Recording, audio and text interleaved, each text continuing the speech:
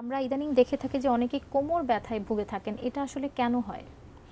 হ্যাঁ, খুব গুরুত্বপূর্ণ একটা প্রশ্ন। আসলে কোমর ব্যথায় আমরা প্রচুর রোগী পাই। এখানে কয়েকটা কারণ।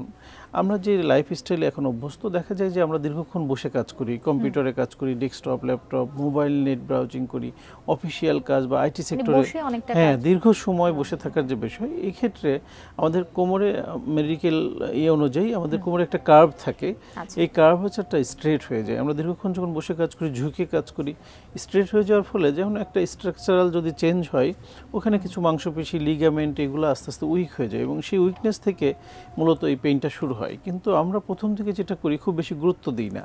দেখা যায় যে একটু পেইন হলো, খুব আমলে নিচ্ছি না। একটা সময় হঠাৎ করে আমরা একটু বেসিনে মুখ ধুতে গেলাম, একটা জুতা ফিতা বাঁধতে গেলাম, একটু ঝুঁকে কিছু উঠাতে গেলাম, হঠাৎ করে ডিস্ক বালজিং হয়ে যায়, যেটা আমরা বলি মেডিকেল ভাষায় যে আমাদের দুইটা ভার্টিব্রার মাঝখানে একটা জেলি লাইক সাবস্টেন্স থাকে, এটাকে ইন্টারভার্টিব্রাল ডিস্ক বলি। এটা সরে যেয়ে নার্ভের উপর চাপ দেয়, তখন আমাদের এই কোমর ব্যথাটা খুব কমনলি পাই।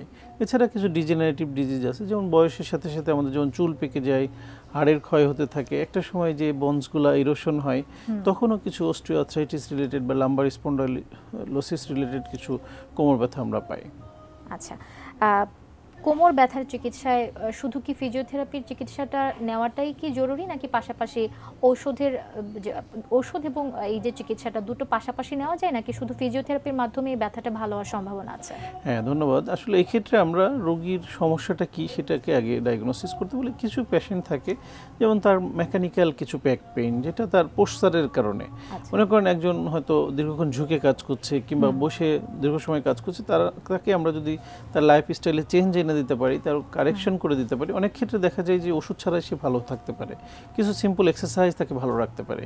আবার কিছু কিছু ক্ষেত্র আছে তার কম্বাইন্ড ট্রিটমেন্ট লাগবে, কিছু ওষুধ পাশাপাশি ফিজিওথেরাপি, এক্সারসাইজ, রেস্ট। হ্যাঁ, তো এগুলো ভেরি করে যে তার সমস্যাটা কি সেটার উপর। তবে দেখা যায় যে সমন্বিত চিকিৎসাটার কথা আমরা সবসময় বলি, যে ওষুধের পাশাপাশি যদি ফিজিওথেরাপি নেয়, দ্রুত রোগীরা সুস্থ হতে পারে। হয়ে যাওয়ার সম্ভাবনাটা দেখা যায়।